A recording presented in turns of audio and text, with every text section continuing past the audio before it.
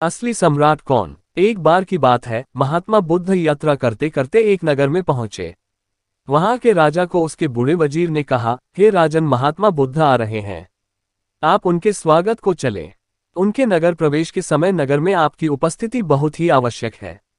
उस राजा को अपने धन वैभव का बड़ा घमंड था। उसने कहा, उस भिखमंगे महात्मा बुद्ध के पास ऐसा क्या है जो मैं स्वागत को जाऊं। मेरे पास किस चीज की कमी है, उसे मुझसे मिलना हो तो वह स्वयं ही मिलने आए, मैं स्वागत को नहीं जाऊंगा।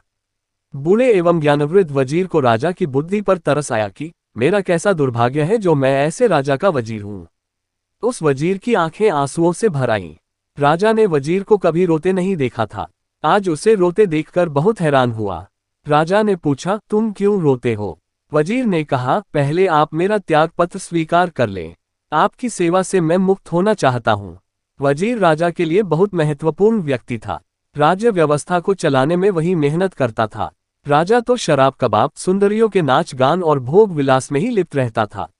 वजीर की बुद्धिमत्ता से ही राज्य बड़ा सुव्यवस्थित सुशासित था। वह यदि पद से हट जाए तो राज्य व्यवस्था चरमरा जाने वाली थी।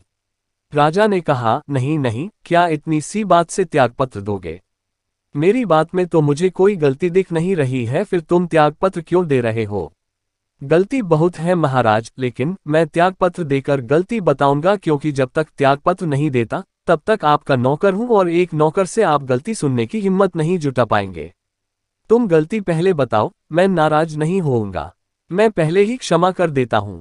तब वजीर ने कहा, तुम्हारी गलती यह है कि तुम्हारे पास जो है वह महात्मा बुद्ध के पास भी था। उसको वे लात मार आए, तुम अभी लात नहीं मार सके हो, और महात्मा बुद्ध के पास जो है उसे पाने में तुम्हें अभी कई जन्म लग जाएंगे। पाना तो दूर, महात्मा बुद्ध के पास जो है उसे तुम अभी देखने की भी क्षमता नहीं रखते हो। तुम्हारे पास वो आंख ही नहीं है जो देख सके कि महात्मा बुद्ध के पास क्या है। इसलिए तुम समझ रहे हो कि महात्मा बुद्ध भिखारी हैं। मैं कहता हूं तुम भिखारी हो और महात्मा बुद्ध सम्राट हैं। इतना कहने के बाद वजीर ने राजा को कहा, या तो चलो मेरे साथ बुद्ध के स्वागत को और उनके चरणों में सिर रखो, या मेरा त्यागपत्र स्वीकार करो। मैं ऐसे व्यक्ति के नीचे काम नहीं कर सकता जो इतना अंधा है। वजीर ने बड़ी कीमती बात कही। तुम्हारे पास कितना ही धन हो तो भी जिनके पास रामधन है उनके सामने तुम गरीब हो। तुम्हारा पद कितना ही ऊंचा हो तो भी जिनको आत्मज्ञान मिल गया है उनके आगे तुम्हारी कोई हैसियत नहीं है। ये सब बातें सुनकर राजा की आंखें खुल गई और वह अपनी गलती को मानकर खुशी खुशी महात्मा बुद्ध की स्वागत की तैयारी में गया। धन्यवाद। कहानी कैसी लगी कमेंट करके जरूर बताएं।